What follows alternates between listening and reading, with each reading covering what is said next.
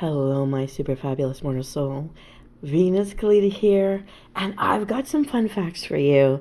So let's take a break together and let the scales of justice ring true.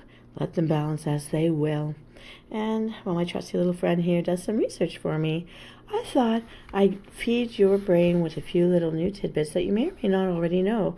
Let me know in the comments and share some of your own if you will. I'd love to see them.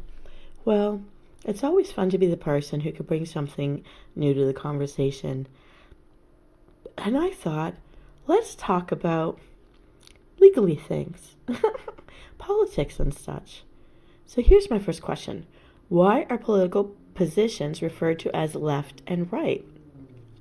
Well, over 200 years ago, King Louis XVI of France was forced to convene a form of parliament for the first time in more than a century. And at the assembly, the more radical delegates took up seats on the left of the king, while their conservative counterparts sat on his right. Ever since, liberal views have been referred to as from the left, and a conservative idea as from the right. Okay, I guess your right-hand man is the one you trust the most. That's the one that stood the test of time, I suppose. I don't know, just an idea. But food for thought. Let's keep firing those neurons, shall we? I hope you're remembering to hydrate. Oh, what a good time. Anyways, while you're drinking, let me chat away. Why are those seeking political favor from elected officials said to be lobbying? So when you go to lobby for something, okay. The term lobbying originates from the earliest days of the British Parliament, where an extensive corridor runs between the Chamber of Lords and the House of Commons. Because the general public were allowed into this corridor or lobby or hallway, it was where constituents waited to meet with their representatives in order to influence their votes on the current legislation. This practice was called lobbying because it took place in the lobby. Let's do some hallwaying, shall we? Okay, so funny, so funny. Okay, moving on. Why do we say that a political candidate on a speaking tour is on the stump? Trump on a stump. Everybody, let's make t-shirts. I don't know what it'll look like, but I guess we've all got our ideas. Anyhow, when early European settlers were moving west and clearing the land, every farm had an abundance of tree stumps in their fields. Barnstorming politicians who looked for a place of prominence to be seen and heard by the gathered electorate would invariably find a large tree stump to stand on from which he would make his pitch.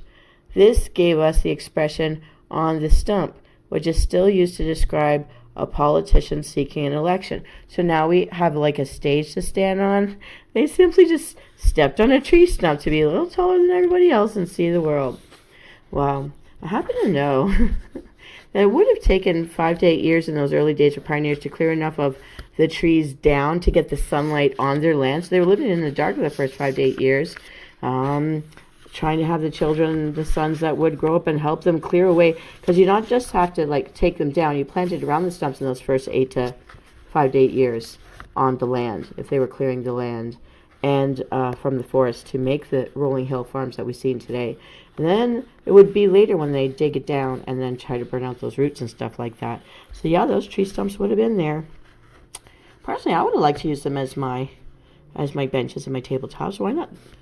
Oh, well, anyhow, that's just little things that we know. That's not how we've had to live, but that's because somebody else, they took the punch for that. And to say nothing sorry of all the people whose land it was before they farmed it out like it was their own. Anyways, okay. Oh, politics. Oh my goodness. Okay, just hang on. I'm gonna drink some water here. Hang on. Oh, this wig. These wigs. Anyhow, okay, here we go. Other food for thought for politics and early history here. Well, why are some politicians called lame ducks? A lame duck is a powerless American politician. After an election, parliamentary system such as that found in Britain or Canada, the House reconvenes and the winners immediately form the new government. In the American system, however, the newly elected Congress doesn't take control for months, leaving those who have lost still in charge. So during this time, because they can't pass anything meaningful, the powerless politicians are as useless as lame ducks. Okay, so I know you've got the presidents who are the hawks, they go for war. The presidents who are doves, they want to make peace. And you've got all the lame ducks in the middle. Well, the hawks and the doves change places. Interesting. All these birds. Really like their birds. Okay. What else can I tell you? I got a couple more facts. Let me see. Just want to bend your ear for just a short pause in the day because everybody needs their breaks. You should really take them too. Where did the phrase spin doctor come from? Ooh, I like this one. The term spin doctor first appeared in the New York Times during Ronald Reagan's campaign for re-election in 1984. Spin is a twist given a baseball by a pitcher throwing a curveball to deceive the batter, while a doctor is someone who fixes a problem. Therefore, spin doctor is someone who, faced with political problems, solves it by putting a twist on the information to bend the story to his or her own advantage. Spin doctor. You're a con artist. Giving it a spin. You know, my take on the story. So you'll see my side and take my side. Yay. What does it mean when someone suffers a sea change? Now, I've never heard of this one. A sea change as in S-E-A, C-H-A-N-G-E. So a sea change is a term often used in politics that refers to a surprising and significant change from a previous position. Because early sailors were familiar with the sudden and unpredictable temperament of the sea, 1 minute calm and life-threatening and dangerous the next, they introduced the expression sea change into everyday English language, meaning any sudden transformation. Okay. Well, I've never heard this one in use, but if you have, tell me where you are. And it sounds like a very old term. All right, I'll do it. Why do we say that healing a relationship is mending fences? No, neighbors' fences. In 1880, the strong-willed Senator John Sherman, like the guy that the tank is named after, Sherman Tank, was testing the water for a presidential nomination. He slipped out of Washington, but was followed to his Ohio farm by a reporter who found the senator talking with a high-ranking party official while standing near a fence. When the reporter asked what they were doing, the response was, "Oh, we're mending fences." Gave him his headline, and it became a new phrase for healing relationships. All right. Here's another tidbit for thinking. Within a democracy, what are the fourth and fifth estates? I know Fifth Estate's a TV show. Okay. What, but why? All right. Within British history, the first three estates with influence over legislation were the Church, the House of Lords, and the House of Commons. The term Fourth Estate has meant different forces of influence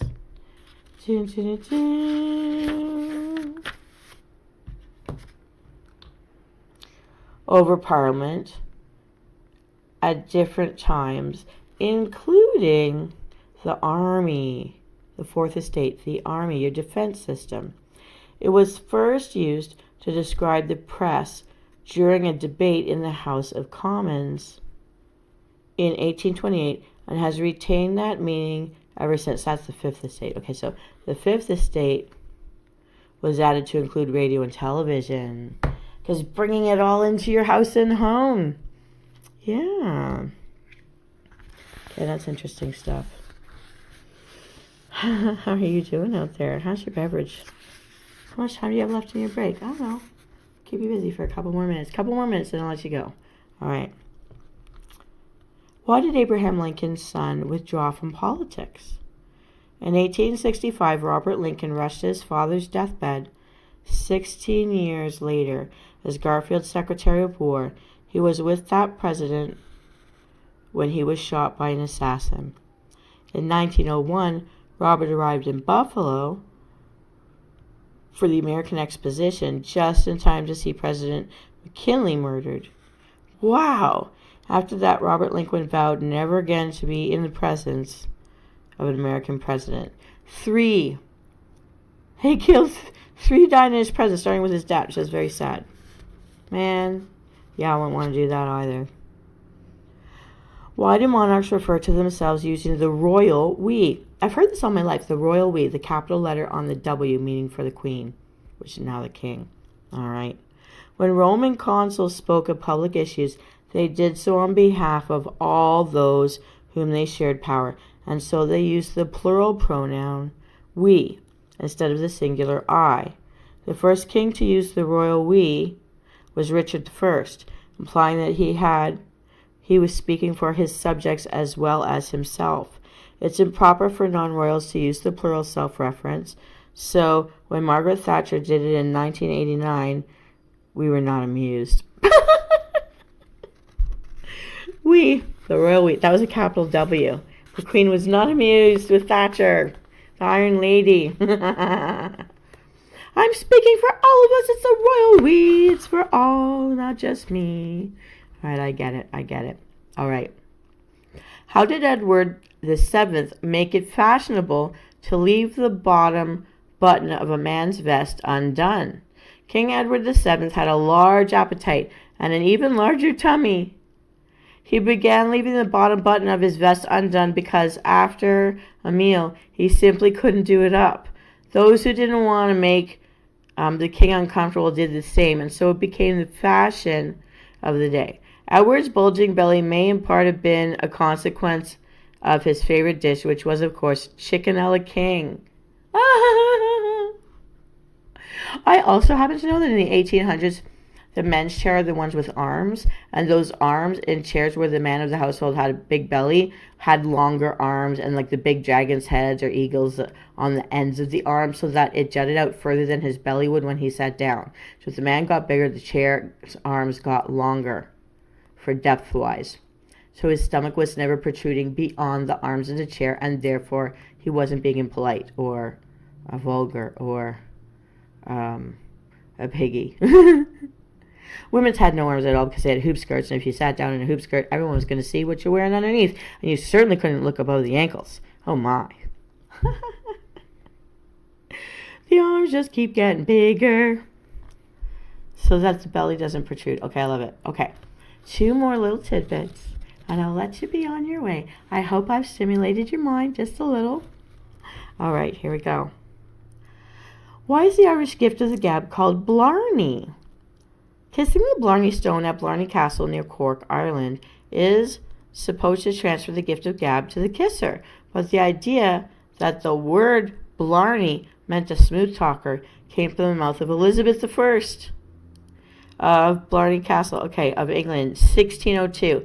She had insisted that Dermot McCarthy surrender Blarney Castle as proof of his loyalty, but he kept coming up with excuses. So many excuses, in fact, that the Queen once exclaimed in exasperation, "Odds bodkins, more Blarney talk." Well, it's funny that she didn't just take him down. That's so funny. It kind of makes me think of Aladdin and the 1,000 stories, the 1,000 nights. The girl kept herself alive because she was such a good talker, such a good storyteller. All right, those people, you hate that you love them, you hate that you like them, but dang it, you just don't want to destroy them just yet. They're entertaining. Oh my goodness. All right, one last little tidbit, one last little morsel for your minds, and then we shall be on our way, Msoul. Why is some extreme behavior called beyond the pale? Again, I've never heard of this. Beyond the veil is what I've heard, but beyond the pale, let's see. The expression dates back to the English crown's first efforts to control the Irish by outlawing their languages and customs.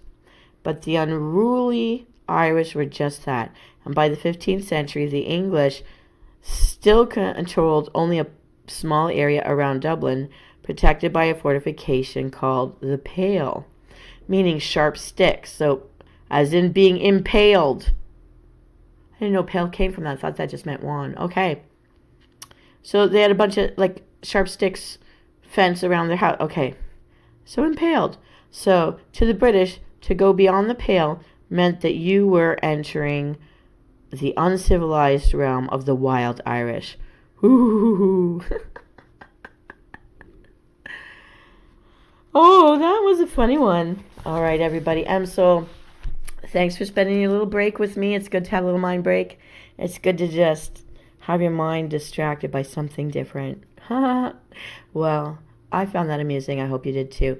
Please share in the comments what you thought was the most fascinating or surprising fun fact, or the one you knew the most well. And tell me one of your own. What's one little tidbit you want to share with me today?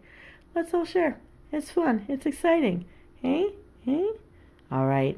So, as the scales of justice continue to balance themselves, I bang my gavel. Bing, bing. And so, we are adjourned. This is Venus Callida. Please like and subscribe, and I'll see you next time.